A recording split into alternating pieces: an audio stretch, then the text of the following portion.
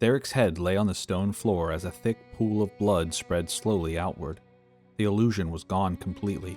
No trace of Adrian's composed emissary remained, only the twisted remains of the thing that had worn his face.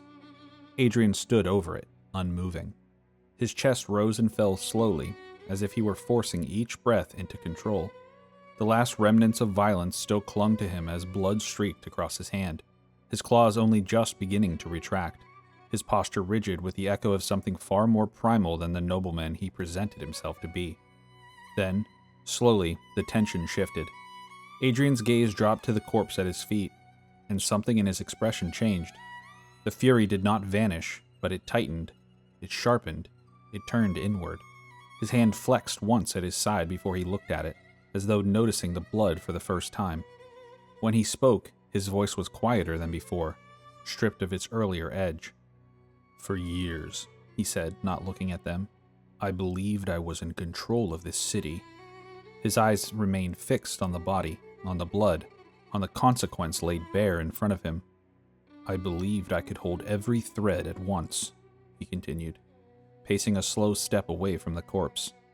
"Balance the church, contain what lurked beneath my streets, manage every ambition that threatened to tip the scales." A faint, humorless breath left him, and all the while, he gestured once sharply toward the body, a traitor sat at my table. Cassian watched him carefully but said nothing. Adrian turned slightly, his gaze drifting across the chamber towards the council table, the doors, the guards, like a man seeing his own stronghold from a distance for the first time. "I gave him everything," Adrian said, his voice tightening. "Access to my council, my defenses, my city." His jaw clenched. "My daughter." The last word lingered. Cassian stepped forward slightly, his tone measured. "You couldn't have known." Adrian's eyes lifted to him immediately. "I should have," he replied. There was no anger in it now, only certainty.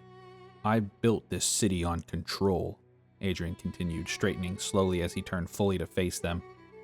"On the belief that I could see every threat before it reached my walls." He shook his head once, sharply, "and I missed the one sitting at my side." Dorian and Juno exchanged glances. "But you saw it," Adrian continued. "You acted when I chose not to." "You told us to leave Azmakal alone," Dorian spoke up. "Yes," Adrian replied. "And we didn't. That was my mistake," he said. The admission settled heavily in the room. Jackson blinked, glancing briefly between them before deciding wisely not to comment. Adrian moved back toward the council table, his composure remaining piece by piece with each step. By the time his hand came to rest against the polished wood, the raw edge of his earlier fury had been tempered into something colder, far more deliberate.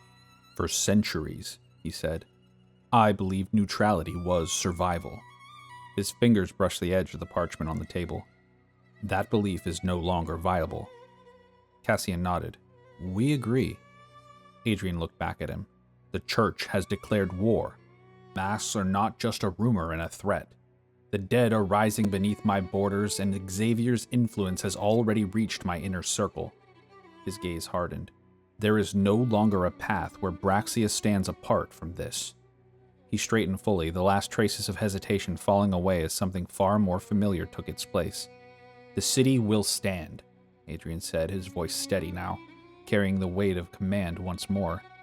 "But it will not stand alone." Cassian's eyes narrowed slightly. "Then you will fight with us?" Adrian met his gaze without hesitation. "Yes." A brief pause followed. "At a united front against the evil that is to come." Jackson let out a quiet breath. About time. Adrian's attention flicked toward him briefly before returning to Cassian. "Do not mistake this alignment for sentiment," he said. "This is necessity." "Well, it still works for us," Jackson muttered. Adrian took one final glance at the corpse beside him, then back to the group. "You forced this city into the war by intervening with Azmakal," he said, his tone even. Cassian didn't argue. "And now," Adrian continued, "we will survive it." Another pause. Then, more quietly, "You will have my support in the fight to come." Cassian held his gaze for a long moment, weighing it, then gave a single firm nod. Good, he said, because we're going to need it. Adrian's eyes flicked once more toward the blood spreading across the floor, then back to them. Stepping forward, Dorian met Adrian's gaze and spoke with a calm authority. If you're standing with us, then you need to know what we're planning next. Adrian's attention turned fully to him. Go on. Dorian stepped to the table, already reaching for the rolled schematics tucked into his satchel. He didn't unroll them this time, only rested his hand against them as he spoke. The forge wasn't just building weapons, he said. It was preparing for a ritual, a very specific one.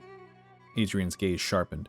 The church's interest in the blood moon aligns with this ritualistic magic, he said. Dorian nodded.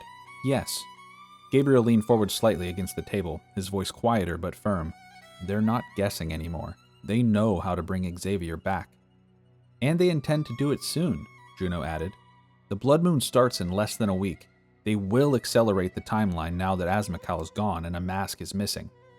Adrian's eyes turned to her briefly. Then stopping the ritual is not optional, he said. It never was, Cassian replied. He straightened slightly, folding his arms. But now we know what we're missing. Adrian looked at him. Which is? Cassian met his gaze. Xavier's journal. Dorian stepped forward again. His personal writings, first-hand accounts of the ritual that created the masks. And potentially the only record of how to undo it, Gabriel added. You believe such a thing still exists? Cassian nodded. We are pretty sure it's locked away in Castle Drummold, he continued, in the Hollow Pass Mountains. Jackson shifted slightly beside him. Buried in a vault built by dwarves who didn't trust anyone, including themselves. Leaf let out a quiet breath, which means it's still there and most likely impossible to get to. Adrian turned away from them slightly, pacing once along the edge of the table as he considered the implications. When he spoke again, his voice had returned fully to that calm, controlled cadence. The Drumhold Castle, he said. A forgotten place, high in the mountains. Very unforgiving terrain. Limited access routes. That will not be an easy task. He glanced back at them. And now, with the church mobilizing against the people and the undead abominations crawling out of the ground gathering near my borders, his expression hardened once more. Time is not a luxury you possess. We're aware, Cassian said. Then you will not be leaving on foot, Adrian replied. Jackson perked up slightly. I was hoping you'd say that. I will provide you with a wagon, he continued, reinforced. Fast enough to make a difference, sturdy enough to survive the roads you'll be taking. His gaze shifted to Dorian. And supplies. Food, water, cold weather gear. The mountains will kill you faster than any enemy if you are unprepared. Dorian smiled politely. That would be appreciated. Additionally, Adrian went on, you will take fresh horses, mine, not whatever tired beasts the city's merchants would try to sell you in haste. Jackson nodded approvingly. Now, that's the kind of hospitality I like. Adrian's attention returned to Cassian. You will leave immediately, he said. The tone made it clear it was not a suggestion. Cassian didn't argue. We were planning on it. Adrian looked toward the doors of the study, then back at the group. You should understand something, he added. Once word spreads, and it will, this city will lock down. To prepare for the siege? Dorian asked. Yes, Adrian replied, and to control information. Movement in and out of Braxia will become restricted. Leaf leaned back slightly. Meaning if we wait too long, we're not leaving at all? Correct. A quiet beat passed. Then we don't wait, Leaf replied. One more thing. Adrian continued, stopping their movement to the door. The Hollow Pass is not like the lands you've traveled through so far. The cold will break you if the terrain does not, and whatever still guards Drumhold was placed there for a reason. Jackson grinned. Good, I was worried this might be easy. Adrian ignored him again. His gaze returned to Cassian and Dorian. If there is a way to stop this ritual, you must find it. Find it and act quickly. I will join the fight once my city is safe. Cassian met his eyes. We will do our best. Adrian gave a single decisive nod. Then go, before this city becomes a battlefield. Cassian bowed respectfully and stepped back from the table. Juno followed his lead, but stopped briefly before exiting the room. For what it's worth, she added, her tone measured, you made the right call. Adrian didn't answer immediately, but there was the faintest shift in his expression, acknowledgement, if nothing else. Dorian stepped forward last, offering a small, deliberate nod. Thank you, sir, he said simply, and turned towards the door. The night guard stepped aside as the heavy doors were pulled open, the group passing back out into the dim corridor beyond. The castle felt different, awake, alert, every movement sharper than before. Servants moved quickly along the walls, voices low, and armored guards were far more numerous than they had been on the way in. Word was already spreading. No one spoke as they made their way down the long corridor and toward the stairwell. The weight of what had just happened lingered between them, but it no longer felt suffocating. It had direction now. At the base of the stairs, as the others continued toward the main hall, Jackson slowed. Hey, he muttered. Cassian glanced back. 2 minutes, Jackson said, already stepping away. I'll catch up. Cassian studied him for a second and sighed knowingly. Don't get lost. Wouldn't dream of it, Jackson grinned. He slipped down a side corridor before anyone else could press further, his footsteps soft against the stone as he moved deeper into the quieter wing of the castle. The noise of the main halls faded behind him, replaced by a stillness that felt almost untouched by the tension gripping the rest of the fortress. He slowed as he approached the familiar door, pausing just outside it for a brief moment before lifting his hand and knocking lightly. A beat passed. Come in, a voice called from inside weakly. Jackson pushed the door open. Alora still lay in her plush bed, soft morning light spilling across the room in soft gray tones. She looked up as he entered, and for a moment the tension in her face eased. Hey, you, she said. Jackson leaned against the doorframe, folding his arms with a faint grin. Well, hey to you too. Her eyes moved over him quickly, taking in the soot-streaked coat, the lingering signs of the fight. You look terrible. Well, thank you, he said. I was going for the hero who barely survived something incredibly dangerous look. She huffed a quiet laugh despite herself. Did it work? Oh, for sure. The moment softened. Jackson pushed himself off the doorframe and stepped further into the room, his usual ease settling back into place now that the chaos of the last hour had given way to something quieter. So, we're leaving, he said. Alora's expression shifted immediately. Already? He nodded. Things are escalating, he gestured vaguely. Faster than usual. She looked at him for a moment, then looked toward the window where the distant sounds of the city drifted faintly upward. I heard the guards moving this morning, she said. The castle is usually asleep by now. Yeah, Jackson replied. That's not a coincidence. A brief silence followed. Then she looked back at him. Is it bad? Jackson considered the question as he sat down on the bed next to her. Yes, he said honestly. She didn't flinch. I thought so. He shifted slightly, running a hand through her hair before leaving it to rest briefly on her chin. The good news is, your dad ripped the head off that thing that took you the other night. Alora's eyes shot him a glance that was half relief and half vivid memory. I am not surprised by that. He always has been rather protective. She almost laughed. And in other good news, we've got a lead, he added. Something that might actually give us a way to fix all of this mess. With the church, and Xavier, and all this evil. Her eyes searched his. And you believe that? Yeah, he said, a little more firmly this time. I do. Another quiet moment passed between them. You always sound more confident than you actually are, she said. Jackson smirked faintly. It's part of the charm. She shook her head. It's part of the act. He didn't deny it. I gotta go, though. For real, he said more quietly now. I'll be back. Alora's gaze flicked up to his. When? He shrugged lightly. Soon as we stop an ancient undead nightmare from coming back and destroying the world? She raised an eyebrow. So sometime this week? Before dinner, realistically, he joked. That earned him another small laugh, though it didn't quite reach her eyes this time. He leaned in closer. Seriously, he said. We'll handle this, and when it's done... He met her gaze. Maybe I'll come back to Braxia. Alora studied him carefully, as if weighing whether to believe him. You promise? Jackson hesitated just long enough for it to be honest. Then he nodded. Yeah, he said. I do. The silence that followed was softer than the ones before. Then don't get yourself killed, she said. I'll do my best, he replied. No guarantees, though. Apparently, I make questionable life choices. That's becoming very clear, she replied. He grinned and leaned in for a deep kiss that she held onto for an extra breath before letting go. When he pulled back, her eyes had gathered tears at the corners. She brushed them off quickly and let go of his hand. Goodbye, Jackson, she said quietly. Goodbye. For now, he returned.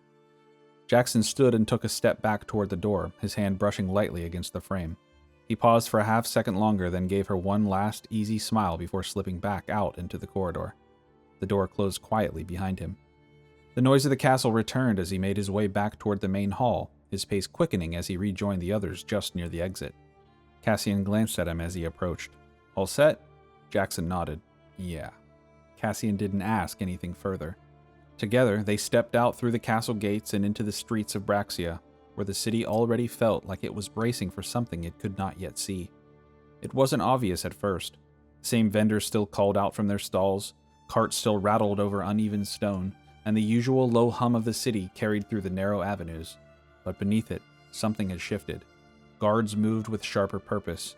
Conversations were quicker and quieter.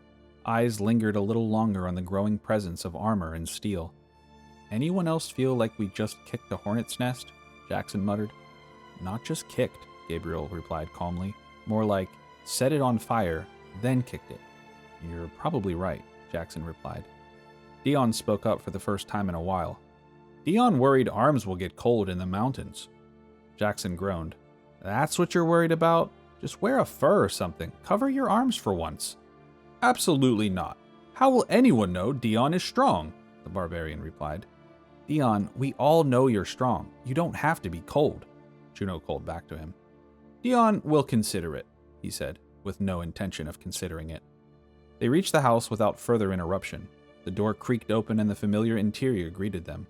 Vera's soft breathing, a louder, heavier panting from Benny, and the low arcane hum of Thorin standing in the corner. Cassian stepped inside first and then turned. We need to pack. We should get ready to move so we can be quick when the wagon and horses arrive, he said simply. The room shifted into motion immediately. Juno moved to Vera first, checking her condition out of instinct before beginning to gather the supplies she had laid out across the table. Fresh bandages, vials, what little remained of their healing stock. Everything went into a satchel with a quick, practiced efficiency. She's stable, Juno called to Cassian, but moving her is gonna be a problem. We'll manage, he replied. We don't have a choice. Dorian was already clearing space near the center of the room, his eyes moving between their belongings and the door as if mentally mapping how everything would fit into the wagon. Thorin can carry the heavier pieces to the wagon, he said. The harp especially. We'll need to secure it properly. At the mention of it, the artifact resting along the far wall seemed to draw quiet attention from the group. Even covered, it carried a presence that none of them ignored. Jackson looked at it longingly. I need to sit and play it, see what happens. Maybe once we get to a camp near the mountains, I can take her for a spin. Saberic grunted while moving a crate of supplies. You guys and your magical items are going to get into more trouble than you can handle. Leaf scoffed. Sounds like you just haven't met the right one yet. Ha! That sounds about right, Jackson echoed. Saberic grumbled something under his breath that was more expletive than coherence. Thorin himself stood nearby, towering and still, the faint blue glow within his helm pulsing softly as he observed. I am capable of transporting significant weight, the automaton added helpfully. Jackson glanced up at him. Good, because I am absolutely not carrying that thing again. Dion clapped a hand against the metal plating of Thorin's arm. Dion volunteers to supervise. I do not require supervision, Thorin replied. Dion volunteers anyway, he smiled. Leaf moved more slowly than the rest, still favoring one side slightly as he crossed the room. He paused near the table, watching the others begin to gather their gear. You're all very motivated to leave quickly, he said. Cassian didn't look up. We're on a clock. Right, Leaf replied. He hesitated. Then, casually, in that case, I'm going to step out for a moment. Juno glanced at him. Now? It'll be quick. Cassian looked over. For what? Leaf gave a small shrug. Something I need to pick up. It's important. Cassian studied him for a long second, and then gave a short nod. Don't take long. Leaf slipped out the door before anyone else could press further, pulling it shut behind him as the noise of the street washed back in. The market district wasn't far. He moved through the streets at a measured pace, blending easily into the flow of Braxia's morning crowds. Here, the tension was less visible. People still bartered, still argued over prices, still pretended the world beyond their stalls wasn't shifting beneath their feet. But Leaf knew better. He turned down a narrow street, and then another, the buildings closing in tighter around him until the noise of the market dulled into something more distant. He paused to look around for prying eyes, and then turned down a darker alley. He moved all the way to the end and then knelt in front of an iron sewer grate and reached inside. He pulled out a small leather roll tied with twine and quickly undid the knot. Inside was a stack of parchment, pages with detailed layouts of a building, the collector's gallery, multiple floors, hidden passages, and a section clearly marked as the vault. Notes had been scribbled along the margins, ward placements, patrol routes, security rotations. Magical defenses, Leaf whispered to himself. Dorian will know what to do. He rolled the parchment back into the leather covering and turned and left without another word. By the time he returned to the Silver Wolf, the wagon and horses had already arrived. Cassian stood near the door, directing as Dion and Thorin carefully maneuvered the infernal harp toward the entrance. "About time," Jackson called as Leaf stepped inside. "What, did I miss all the fun?" "No, just all the work." Leaf closed the door behind him and stepped further into the room, brushing dust off his coat. "We need to do something before we leave." Cassian didn't look up. "No." "Yes." Cassian turned. Leaf reached into his coat and pulled out the rolled leather, tossing it onto the table between them. Jackson leaned over it immediately, unfolding the pages. "Oh." Dorian stepped closer as well, interested. "What is that?" Leaf rested his hands lightly on the back of the chair. "That," he said, "is the collector's gallery." Dorian's eyes moved across the layout. "There's the vault." Leaf nodded. "Exactly." "This isn't a good idea. We have to leave the city," Sabera called from behind the group. Leaf didn't move. "We're not leaving empty-handed," he said calmly. "Not when something in that vault could help us." "We don't have time, Leaf," Juno replied. "We don't have a choice," Leaf shot back. Leaf tapped the map lightly. "Wards, security, layout. This tells us everything we need to know to get in and out quickly." "You're serious," Juno remarked. "Yes." Dorian sat at the table and sighed. "Explain why we need to get in there, and how." Leaf's smile widened just a fraction. "Gladly." The room gathered around the table. The map lay open between them, its edges still curled from being rolled too tightly, ink lines cutting through the parchment in clean, deliberate detail. Saberic didn't sit. He stood over it, arms folded, without speaking. "This had better make sense," he said. Leaf rested his hands against the back of a chair, watching the group settle in around the table before answering. "The collector's gallery isn't just a vault," he began. "It's a front, a curated display of things Valentin wants people to know he has, and a much larger collection of things he doesn't." Dorian leaned in. "Yes, we know this." Leaf tapped the outer ring of the layout. "This is the public gallery. What we've seen," he said. "Artifacts, relics, whatever he feels like showing off to the right buyers. Security here is the most visible, guards and a few deterrent wards to keep the average idiot from getting curious." His finger moved to another page. "This is where it gets less friendly. The basement. It looks like there's a secret room and another vault. Plus, here on the second floor, restricted access, staff only, that's where the real movement happens. Inventory, transport, private dealings, all of Valentin's records." After a brief pause, Juno spoke. "That's all very interesting, Leaf, but why is it life or death that we get in there before heading north?" He reached forward and tapped a section along the side of the structure. "There are 3 things worth going for," he continued. "Anything valuable enough to take, of course. The man did have one of the vestiges of light and darkness there in his shop. Also, records who he had dealings with," and then his finger paused. "And the encapsulated cosmos." That got everyone's attention. Dorian's head lifted slightly. "That's not a good idea, Leaf. That thing almost trapped you inside it the last time you touched it." "That's why it's important," Leaf replied. "I know it will help us, if I can control it. We need it, even if I don't fully understand it." Cassian's eyes narrowed slightly. "And the records." Leaf nodded again. "Yes, they're just as important. Valentin controls the trade routes, everything valuable and important. If Asmakel was moving weapons, materials, or anything tied to those masks, it went through him." Gabriel crossed his arms. "Which means there are logs." "Yes, shipments, destinations, buyers," Leaf said. All of it. Juno softened her expression. That gives us more than a lead. It gives us direction, Cassian finished, then looked back at Leaf. And how exactly do you plan on getting us inside? Leaf smiled faintly. I'm already ahead of you. That drew a look from everyone at the table.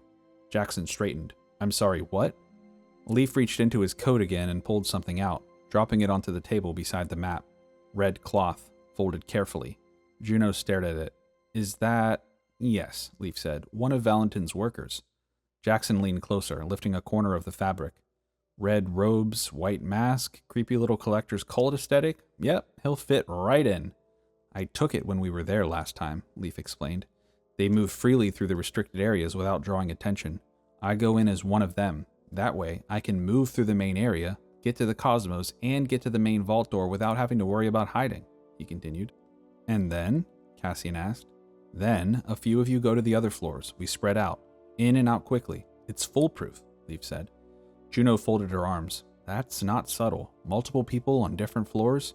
Listen, we have to spread out, and if we can tackle all 3 floors at once, we can leave the city before anyone notices, Leaf replied evenly. He tapped the map again, this time more deliberately. I can move inside, he said, but I can't do everything alone, not with the wards in place. Dorian's attention shifted immediately. What kind of wards? Detection wards on the 2nd floor and on the 3rd floor. It looks like they sweep for movement. I figured you'd know what to do. I need you to handle the upstairs. That's where it looks like his records are, Leaf answered. Dorian nodded slowly. I can handle that. He straightened slightly, looking around the table. I need all of you, he said. We spread out. A few outside, the rest inside in pairs. Interfere where needed. If something goes wrong, I just need time to adjust. If something goes wrong, Juno started. It won't, Leaf interrupted. Sabarik looked down at the map, then at the red robes, then back at Leaf. I still think this is a bad idea, he stated gruffly. But if we are doing this, we need to get out right after. You're right. We will, Leaf answered him. They looked around at each other with silent agreement. Then Jackson leaned forward again, tapping the map with one finger. So, he said, when do we move? Leaf's faint smile returned. Soon, he said, before the city closes its doors and after the gallery closes. The next several hours passed without incident. The noise of the city hadn't disappeared, but it had changed. Voices were lower, movements were quicker, the usual chaos of the streets tempered by something quieter, more watchful. Lanterns flickered to life one by one along the narrow roads, casting uneven light across stone and shadow in equal measure. The wagon Adrian had promised sat tucked beside the house, its reinforced frame dark against the dimming light. The horses stood hitched and restless, their breath faintly visible in the cooling air. Inside the wagon, their belongings had been packed with deliberate care, crates secured, weapons stowed, the harp wrapped and braced to prevent even the slightest shift during travel. Thorin stood near the door watching the wagon and the evening close on the city. Jackson stepped out on the porch and Thorin turned to him. I am prepared, he said. Jackson glanced up at him. You've been prepared for the last 4 hours. Correct. Good talk, Jackson said, rolling his eyes. Cassian stepped out and looked at the wagon, giving the interior one final look before turning back to the group. Everything's secured, he said. Dorian checked the satchel at his side, fingers brushing briefly against the mask hidden within before letting his hand fall away. Gabriel adjusted the binding at his ribs with a quiet wince, but said nothing. Leaf stood a few paces off, watching the street. It's time, he said. Cassian followed his gaze and turned to Benny, who sat near the doorway looking at him, but still sticking to Vera's side. One more time, boy. We'll be right back. The last of the daylight was slipping away now, leaving the streets in that narrow window between activity and stillness, when people were still out, but fewer of them, when shadows stretched longer than they should. Dion lingered a moment longer near the rear, glancing between Thorin and Benny before stepping back. You guard, he said, pointing between them. Dion approves. Thorin inclined his head slightly. Affirmative. Benny gave a low huff, as if in agreement. Cassian didn't look back as they stepped away from the house, pulling cloaks tighter around themselves as they slipped into the narrowing streets. The collector's gallery sat where it always had, its outer structure rising from the surrounding buildings with quiet, deliberate confidence. Leaf led them past it, turning down a narrow side street that curved around the back of the structure where the lantern light was thinner and the foot traffic non-existent. Here, the gallery showed a different face, less polished and more functional. A narrow service entrance sat recessed into the stone, half hidden by shadow and stacked crates. No markings, no guards in sight. Leaf slowed as they approached, raising a hand slightly. "Here," he said. The group tightened around him instinctively. Juno's gaze moved immediately to the surrounding rooftops and alley corners, measuring lines of sight. Saberic stepped slightly to one side, positioning himself where he could watch both ends of the narrow passage without turning. Jackson exhaled quietly. "Tell me again why we're not just leaving the city?" "Because we're not done here," Cassian replied. Jackson grimaced. "Right." Leaf stepped up to the door, running his fingers lightly along the edge of the lock, feeling it for its shape before crouching down. From his coat, he produced a small set of tools, the metal glinting faintly in the low light. "You guys, get into position," he murmured. Juno nodded once and stepped back, motioning Jackson and Saberic with her. "We stay out here," she said quietly. "Eyes open. If anything moves, we call it." Dorian motioned to Jackson and handed him a small, smooth stone. It was the size of a pebble and light in his hand. "I'll be able to communicate with you from inside with this. Let us know if you see anything we need to know about," Dorian whispered. "I'll talk to you through a rock?" Jackson laughed quietly, then composed himself when Dorian's expression didn't change. Got it. We'll call it out." Saberic gave a single nod, already shifting to cover the alley's approach. Cassian, Dorian, Gabriel, and Dion hovered around Leaf and the doorway. Leaf leaned in closer to the lock, tools slipping into place with practiced ease. The faint clicks of metal working against metal sounded far louder than they should have in the quiet alley. For a few seconds, nothing happened. Then, a soft, precise shift and a sharp click and the door slipped open. Leaf stilled, listening. No alarm, no movement. "Clear." Cassian stepped forward immediately, one hand already pushing lightly against the door as Leaf eased it open just enough to slip through. Dion, Gabriel, and Dorian followed, and Cassian quietly closed the door. They paused just beyond the threshold, letting their eyes adjust to the low, deliberate lighting that lined the inner corridors of the gallery. Thin lanterns burned along the walls, their glow dimmed behind etched glass that cast long, fractured shadows across the polished stone floors. Leaf moved ahead of them without hesitation, pulling the red robe from inside his cloak. The fabric slid into place with ease, the white mask following a second later as he secured it over his face. He pulled the hood up over his hair and turned to the party. "Just another worker on patrol. From this point on," he said quietly, his voice slightly muffled beneath the mask, "we don't move as a group." Cassian glanced down the corridor towards the front of the building. "Make the call." "I go straight through the gallery," he said, gesturing down the central passage. "From there, I grab the cosmos and I find a way into the primary vault." Leaf turned slightly, pointing toward a branching stairwell that curved upwards into the shadow. "Dorian, Dion, you're upstairs." Dorian nodded immediately. "Records. We got it." "Anything tied to shipments, inventory, transactions," Leaf confirmed. "Especially anything connected to Azmakel and the church. We need to know where that ritual is happening." Dion rolled his shoulders once, glancing up the stairwell. "Dion will be very quiet." Leaf shifted again, pointing in the opposite direction to a door in the corner of the room. "Cassian, Gabriel, basement." Cassian's eyes followed the line. "Secondary vault," he said. "And anything Valentin doesn't want close to the main floor," Leaf added. "Private storage is for highly valuable items, personal holdings. You get it." Gabriel adjusted his sleeve slightly, his expression calm despite the tension in his posture. "Understood." Leaf looked between them all one last time. "No mistakes," he said. "If something feels wrong, it is. If everything goes well, we meet here and go out the way we came in. Okay, move." They split without another word. Leaf turned first, stepping out into the main corridor with the easy, unhurried pace of someone who belonged there. His shoulders lowered slightly, his movements becoming smaller, more contained as he slipped fully into the persona. As he entered the front gallery, the familiar rows of artifacts sat encased in glass and shadow, each one positioned with careful precision under dim light that highlighted their value without fully revealing their nature. Suddenly, he wasn't alone. Two figures in red robes moved slowly along the far side of the room, their white masks catching the faint glow as they passed between displays. One paused briefly near a case, adjusting something unseen before continuing on without a word. Leaf didn't look at them. He passed through the space like one of them, measured steps, lowered gaze, no hesitation. Another worker moving between tasks, nothing more. At the far end of the gallery, the pedestal with his target sat alone under a hanging lamp. He shifted his movement and headed right for it. Upstairs, Dorian and Dion moved carefully as they reached the top of the stairwell, the faint hum of something arcane becoming more noticeable with each step they took. Dorian slowed. "Stop," he murmured. Dion froze mid-step. Dorian crouched slightly, his eyes narrowing as he studied the space ahead. His gauntlet flared and a blue pulse emitted from the runes and shot up his arm, firing an aura of detection across the room. "There," he said quietly. Faint lines of light shimmered across the corridor ahead, barely visible to Dorian's magic. Thin threads of arcane energy stretched between anchor points along the walls, forming an invisible lattice that passed slowly back and forth with contained power. "Scanning wards," Dorian said. "Layered. They'll register movement, magic, possibly even body heat." Dion leaned slightly to the side, squinting. "Dion does not like invisible problems." "It's okay. They aren't invisible to me. Just stay close, big man," Dorian replied. Dion nodded. Below, Cassian led the way into the lower corridor, the light thinning as they descended into the basement levels of the gallery. The stone here was older, less polished, and the air felt lived in. Gabriel followed a step behind, his hand brushing lightly against the wall as they moved. "You feel that?" he said quietly. Cassian nodded. "Yes."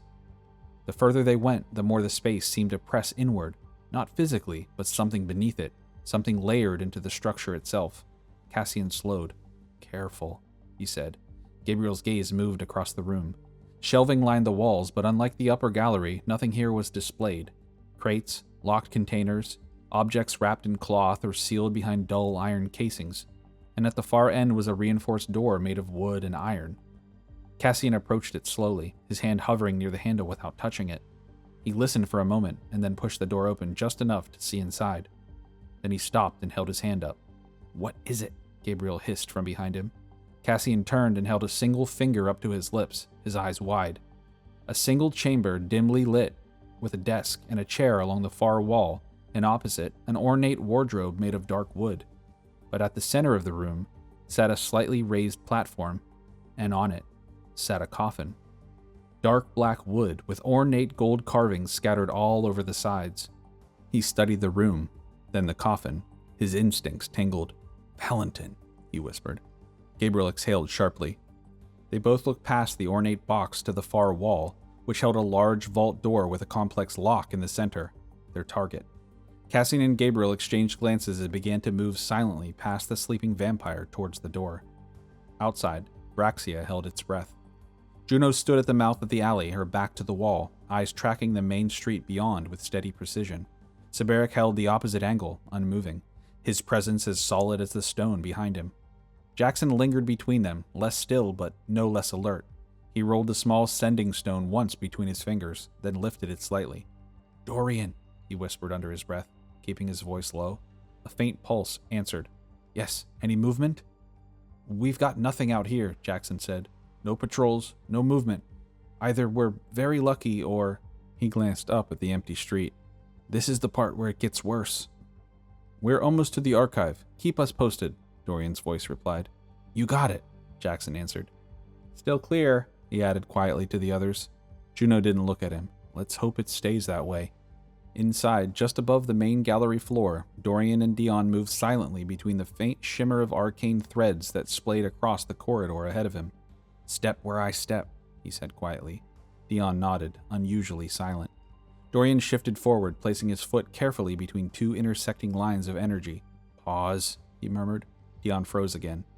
Dorian adjusted slightly, tilting his hand as he followed another thread of magic running diagonally across the corridor. The pattern revealed itself slowly in overlapping fields, each one scanning in cycles, sweeping through the space in intervals rather than remaining static. "They are moving. We have to be quick." Dion leaned slightly, squinting. "Invisible moving problems. Worse than regular invisible problems." "Shh, just follow me." Dorian stepped again, timing his movement between two faint pulses as the ward shifted past him. Dion followed. Several slow, measured steps later, the tension in the air eased slightly as they cleared the final line of detection. Dorian exhaled. Ahead, the room expanded into something far less ceremonial than the gallery below. Shelves lined the walls, stacked with ledgers, scrolls, loose parchment, and sealed records. A desk sat at the center, covered in organized chaos, with ink, quills, half-open books, and stacks of correspondence waiting to be filed or burned. Dion stepped in behind him, looking around. Dorian's eyes moved across the room, already scanning. Jackpot. Downstairs on the gallery floor, Leaf moved swiftly towards the encapsulated cosmos. It sat exactly where he had last seen it, on a velvet cushion on a marble pedestal. Within the sphere, galaxies turned in slow, impossible motion. stars spiraling through darkness that seemed deeper than the space that held it. Light bent unnaturally within its surface, pulling the eye inward, drawing attention, demanding it. Leaf stopped a few feet away from it. The pull was immediate. He could feel it at the edge of his thoughts, like something reaching back when he looked too closely, inviting him to step closer, to understand, to touch. He blinked once, then exhaled sharply. "No," he muttered under his breath. "Not this time." The cloak came free in a single motion, and he threw it over the sphere without hesitation, cutting off the light, the motion, the pull. The pressure lifted. Leaf didn't waste time. He stepped forward, lifting the covered object from its pedestal with gloved hands and securing it into his bag, tightening the straps until it sat firm against his side. He tucked it back under his robe and turned away from the empty pedestal and back toward the vault. Below, Cassian and Gabriel stood in silence in front of the vault door, only mere feet away from the sleeping curator. Gabriel reached out to the door, his hand hovering near its surface as he studied the faint etchings along the frame. Behind them, the room remained silent. Cassian lowered his voice. "We do this carefully." Gabriel glanced once toward the coffin, then back to the door. "I don't think we have another option." As Gabriel pressed his ear to the vault door and began to listen for faint clicks as he turned the dials, his hearing caught something else in the air. A subtle change. A presence stirring beneath the stillness. Cassian noticed it a second later. "He's waking up." Gabriel didn't look back at the coffin. "We only have one option then." His attention snapped fully to the vault door. Gabriel leaned in, focusing on the magic. "Combination structure," he murmured. "Pattern-based, not random, designed to punish mistakes." Cassian glanced once toward the coffin. Still closed, but not still. He looked back at Gabriel, who was working frantically. His fingers moved carefully, tracing the faint grooves along the frame, following the sequence of etched symbols as they shifted in response to proximity. He listened for confirmation clicks as a pulse of energy ran through the door once, then again, as if testing him. Cassian leaned slightly closer. "How long?" Gabriel didn't answer immediately. Then another pulse. "Now!" The final symbol clicked into place. The door gave a low, heavy shift, unlocked. Cassian didn't hesitate. He pulled on it just enough for both of them to slip inside. The moment they crossed the threshold, Gabriel turned sharply, pressing his hand against the inner mechanism. "Seal it." Cassian didn't question it. The door shut behind them with a solid, final thud just as the coffin opened. The sound was soft but unmistakable. Inside the vault, darkness swallowed them. Then, Gabriel exhaled slowly. "Well," he said quietly, "that's unfortunate timing." Cassian didn't reply. His eyes adjusted immediately to the dim interior, taking in the shelves, containers, and objects locked away from the world. Safe. Dorian moved quickly now, the careful precision from before giving way to controlled speed as he worked through the stacks of records. Ledgers opened, pages flipped, ink smudged under his fingers as he scanned for anything that mattered. "Here," Dion whispered, leaning over a shelf and pulling a bound ledger free. "Dion, find bad guy name." Dorian stepped beside him, eyes already moving across the cover. Azmakel. He took it immediately, opening to the marked pages. Rows of entries filled the parchment, dates, quantities, coded routes, but the pattern was clear enough.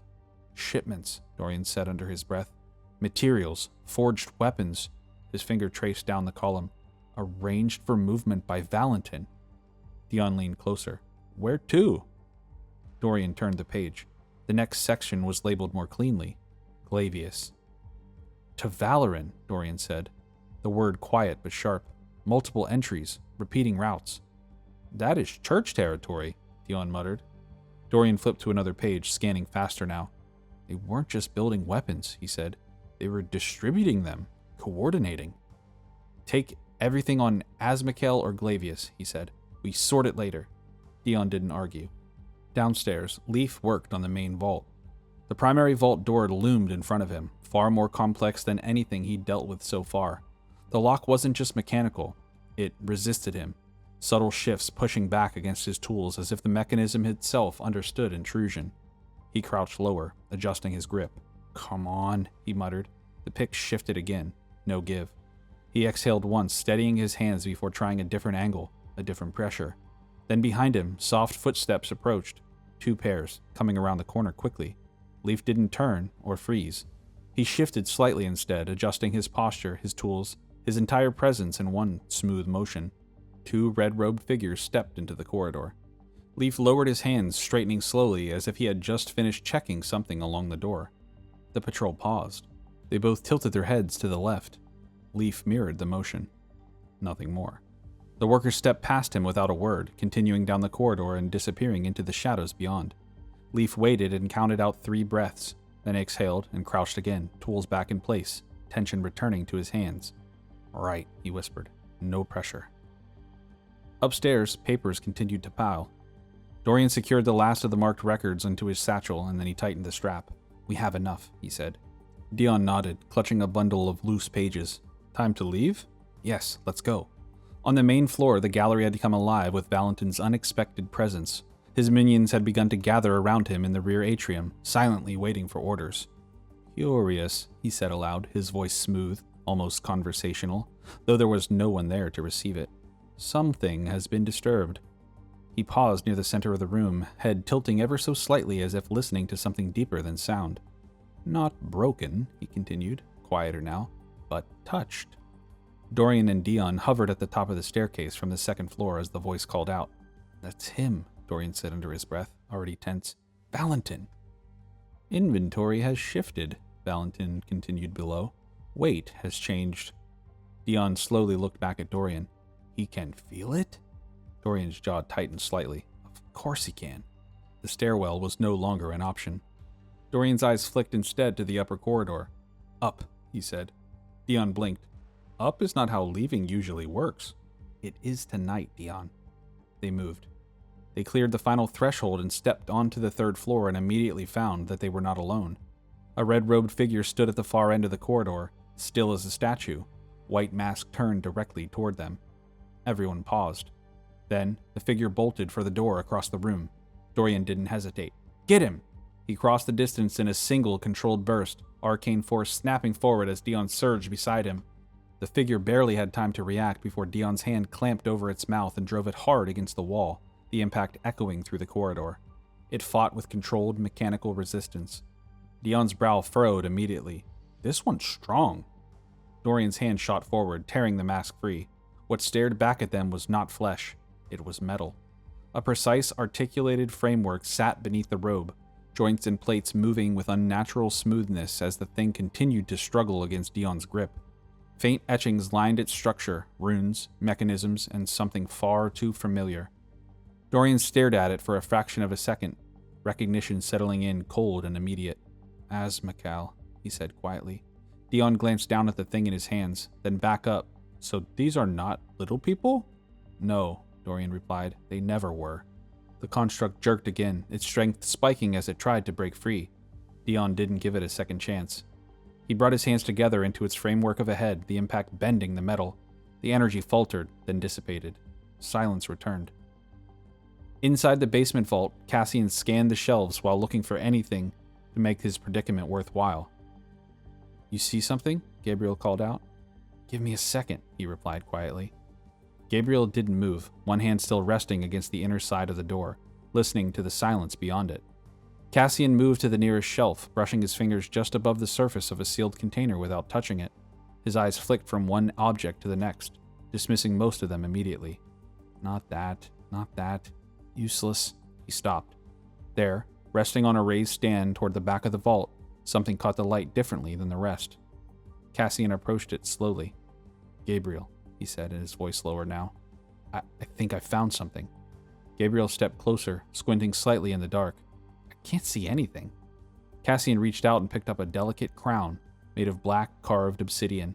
It sparkled with an orange tinge even in the darkness. It was ornate in a way that felt older than the room around it, its carvings twisted in sharp, elegant lines that seemed almost alive under Cassian's gaze. "I've seen this before." "Where?" Gabriel asked. "The codex in the library," Cassian said, stepping closer. "The restricted section, the vestiges. I think this is another one of them." He turned it once in his hands, then passed it to Gabriel. "We're taking it." Gabriel didn't argue. He secured it carefully, wrapping it in cloth before stowing it away. "Great. Can we get out of here now?" Cassian stepped back, scanning the rest of the vault again, moving quicker now. "Yes, I don't see anything else worth taking," he answered. "Good," Gabriel replied, already shifting his attention elsewhere, crouching slightly near the lower shelf. Near the base of the wall, a narrow vent had been built into the stone, small, easy to miss. Gabriel leaned closer, peering through the slats. "I can see the room," he said quietly. Cassian stepped beside him. Valentin? Gabriel shook his head slightly. Not here. Not right now. Cassian exhaled once. Then that's our exit. Gabriel nodded. Stay here. I got this. Before Cassian could respond, Gabriel's form shifted. His body dissolved into a faint, drifting mist and vanished into the chamber beyond. Cassian waited. A few moments later came a soft sound and a clink of arcane symbols locking into place. The vault door opened from the outside, pouring the dim lamplight into the darkness inside. Gabriel stood there with a small grin. You coming or what? About time. Let's go, Cassian retorted. They moved quickly back up to the corridor, the tension no longer theoretical. Cassian's eyes scanned ahead as they climbed the stairs, scanning for movement under the closed door. We need to find the others, he said. Gabriel followed close behind. And get out of here before Valentin realizes he's been robbed. Something had changed in the air, and Cassian felt it. The gallery no longer felt like a place that could be slipped through unnoticed. It felt aware. Cassian and Gabriel slowed just before the doorway, the faint glow from the first floor spilling under the crack. He's right there, with his minions, Cassian murmured. Gabriel shifted beside him, careful, measured. How many? Too many, Cassian said quietly. Valentin stood near the center of the room, calmly observing the space around him, arms crossed and rigid. Something in my home, Valentin said, his voice carrying easily through the chamber, calm in a way that made it worse. Something that does not belong. One of the workers stepped forward slightly, head bowed. Valentin did not look at it. Search. Find what is out of place, he said simply. The workers dispersed without a word, breaking into coordinated movement as they fanned out toward the corridors, the stairwells, and every access point that led deeper into the gallery. Cassian exhaled slowly, pulling back from the door. They're sweeping the building. Gabriel's jaw tightened. Let's hope they aren't allowed in Valentin's personal quarters.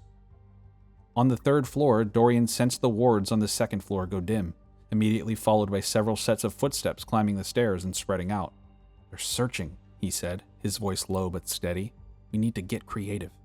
He reached into his satchel without hesitation, pulling free a small vial filled with pale, swirling liquid. Dion looked at it, and then at him. Dion does not like the look of that. You don't need to, Dorian said, pressing the vial into his hand. You just need to drink it. Dion hesitated for half a second. What does it do? It solves a problem we're about to have. Dion considered that, then gave a short nod and drank.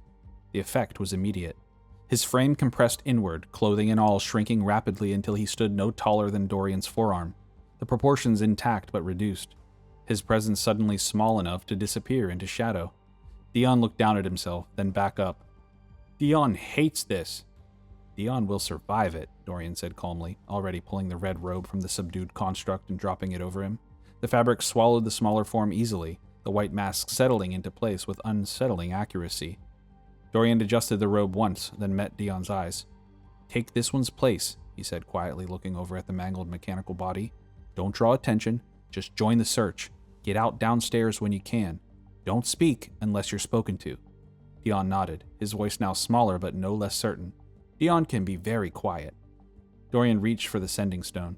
Jackson, he said under his breath. The response came quickly. We're still clear out here, Jackson's voice whispered back. What do you need? Dorian stepped toward the far wall, already eyeing the window. A distraction, he said. Now! Valentin is awake. We are all in trouble. They are looking for us. There was a brief pause. Got it. One distraction coming up, Jackson called back. Outside, the silence broke. A sharp, lively melody cut through the stillness of the street. The sounds of the strings played with deliberate exaggeration, bright and attention-grabbing in a place that had grown far too quiet. Jackson stepped into the street, bow already moving across the strings of his fiddle as he spun into the role without hesitation. Ladies and gentlemen of Braxia, he called out with a grin to no one. You look like you could use a bit of life tonight. The music swelled, fast, chaotic, and impossible to ignore. Inside, Valentin's head turned. Just slightly. What is this preposterous noise? He said, more to himself than anyone else. A handful of the workers shifted direction immediately, redirecting toward the exits. Dorian didn't hesitate. That's my window, he said. He moved quickly, crossing the room and pushing the latch free before leaning out into the night air beyond. He tossed the discarded worker's frame into the ground below. It crunched into the pine needles with a soft thud. Looking at the sloped roof nearby, Dorian crouched on the ledge and jumped out of sight. The window closed behind him with one motion. Two patrols reached the top of the stairwell at the same moment. Dion turned and froze. They looked at him briefly, tilting their heads, and continued past him. Dion fell into step naturally, matching their pace, his smaller form hidden easily behind the fabric as he lowered his head just enough to mirror their posture. They made a quick round of the third floor, finding nothing of interest, and went back down the stairs. Dion followed, quickly reaching the main floor and falling into line with a group of other workers waiting for new orders. Across the alley, Jackson played like he owned the street, the bow moving fast along the strings as he leaned into the performance with a crooked grin. His posture loose, careless, just another performer chasing coin and attention in a city that had seen stranger things. "Come now," Jackson called out between phrases, his voice carrying easily. "Surely someone, somewhere in this city appreciates a bit of culture." He spun the melody into something sharper, louder, letting it echo off the stone walls and spill into the open doorway. Valentin stood, eyes fixed on Jackson, who was just out of clear vision. The faintest crease formed at the edge of his expression. Not irritation, not quite curiosity, but something closer to recognition that this moment did not belong where it was. Cassian and Gabriel remained pressed within the shadows of the basement vault door, neither daring to move while the sound of shifting patrols echoed faintly beyond the chamber. Cassian's eyes flicked once toward the corridor, then back to Gabriel, his voice barely more than a breath. "He's at the back door." "If he stays there," Gabriel murmured, "we can't leave." Waited just outside the door. He stood half concealed in the shadow of a narrow corridor, the bag at his side heavier now with what he had taken, his body angled toward the rear exit that he could not reach. From where he stood, he could just make out the faint spill of light from the open doorway and the silhouette that blocked it. Leaf exhaled slowly, steadying himself. "Of course you're there," he muttered under his breath. Every path narrowed out to that single point, and it was occupied. Outside, back in the alley next to the gallery, Dorian had already recomposed himself. The moment his boots hit the ground, he didn't linger. He stepped into shadow, drawing the arcane threads of his spell into place with practiced ease as his form shifted, posture straightening, presence sharpening into something colder, more commanding. His appearance twisted and contorted into that of Lord Adrian. Not an imitation, a replication of his exact presence. Even the voice, when he tested it under his breath, carried the same measured authority. Dorian adjusted his coat once, then turned toward the rear door. Jackson kept playing. The more Valentin concerned himself with the music, the more intensely he played, the music rising just enough to keep attention outward, away from the building behind him. Valentin watched the performance for a few seconds longer. Then he exhaled quietly, something close to disdain crossing his features. "Street performers," he said softly. "At this time of night?" He stepped back from the doorway, the faintest shake of his head dismissing the noise as unworthy of further attention. "Continue the search," he added, already turning away. The door closed behind him. Dorian didn't hesitate. He crossed the alley with measured confidence. When he reached the rear door, he raised his hand and knocked twice, firm and deliberate, the sound carrying clearly through the wood. Inside, the movement paused. Valentin stopped. Slowly, he turned back toward the door. The interruption did not fit. Not with the timing. He approached again, this time without the same casual distance, his attention sharpened fully as he reached for the handle and pulled the door open.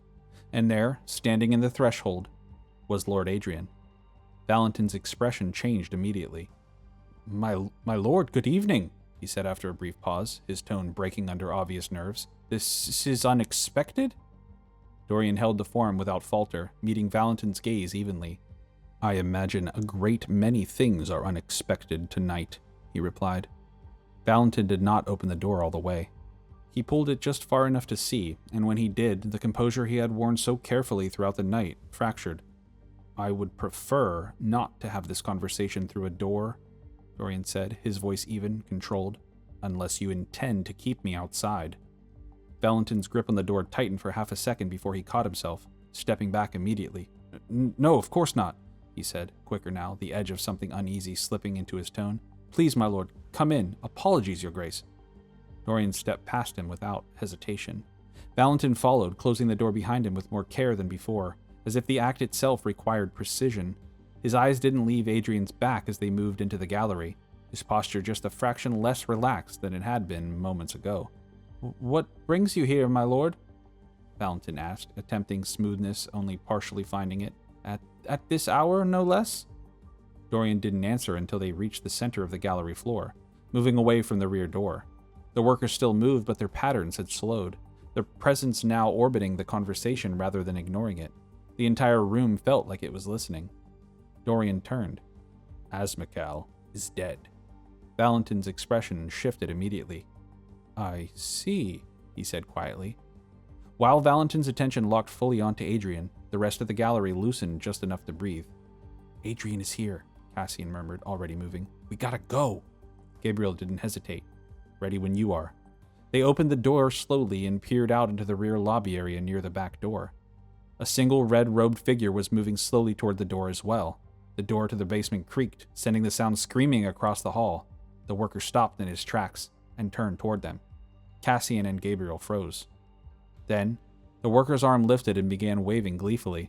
Its other hand quickly lifted its mask, and under it was the tiny face of Dion, grinning from ear to ear. Gabriel tried to contain himself but burst into a muffled laugh, and Cassian, despite the tension, joined him. Dion? What happened?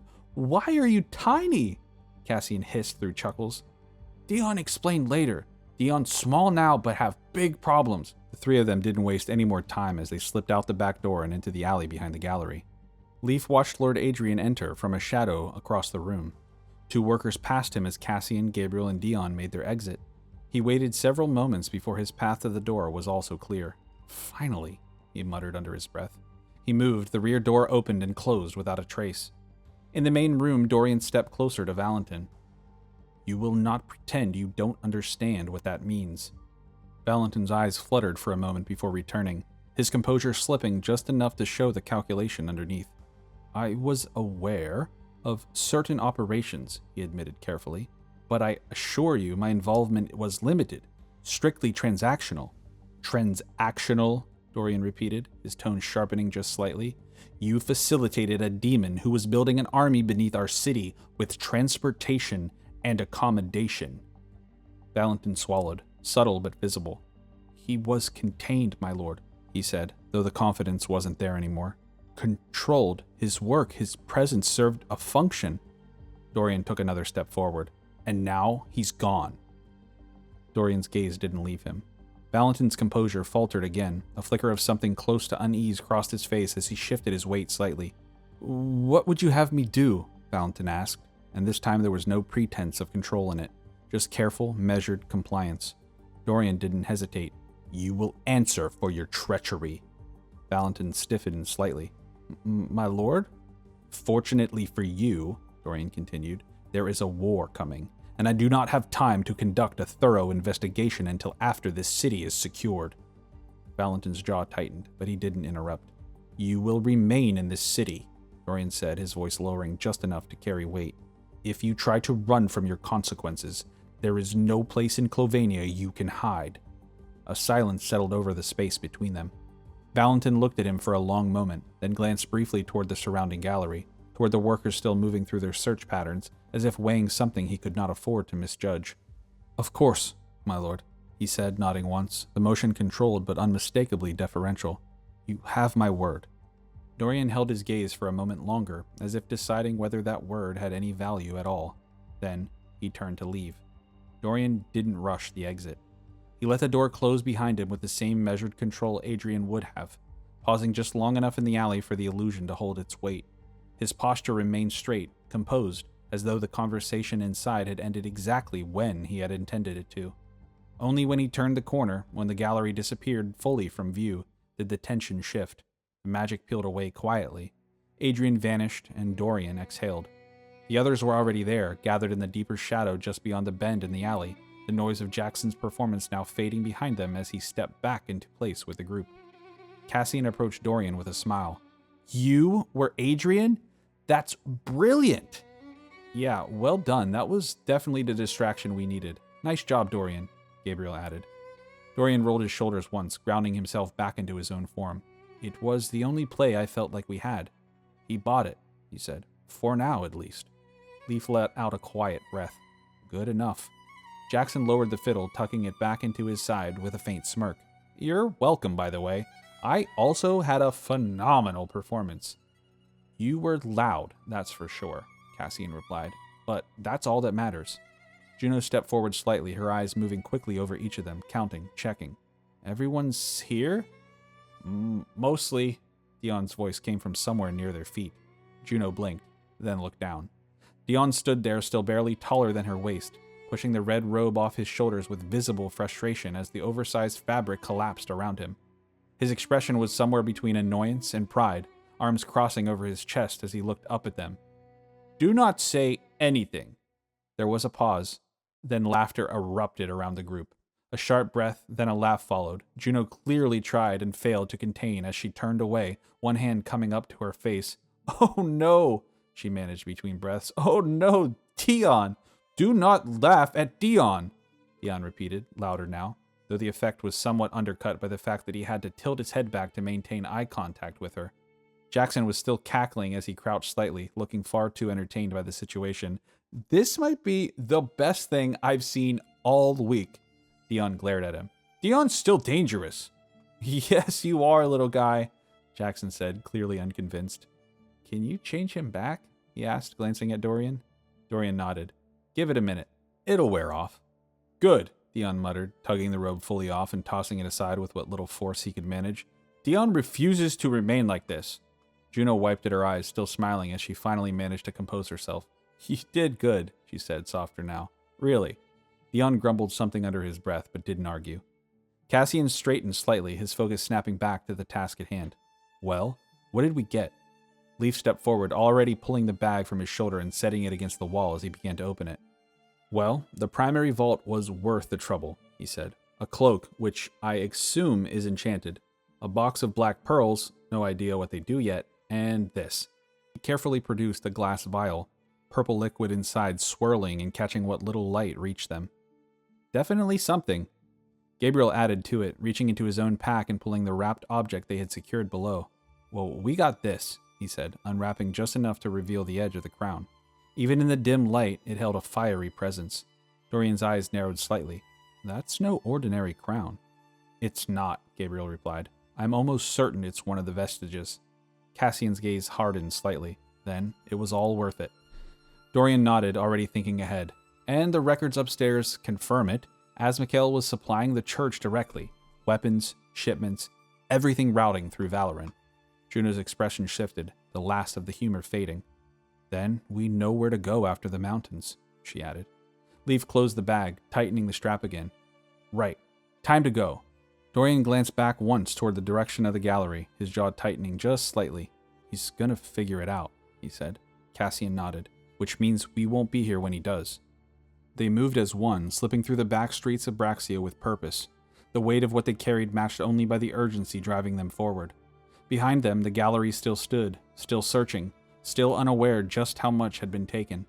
The wagon, Thorin, Benny, and Vera waited for them at the Silver Wolf, and beyond that, the road north.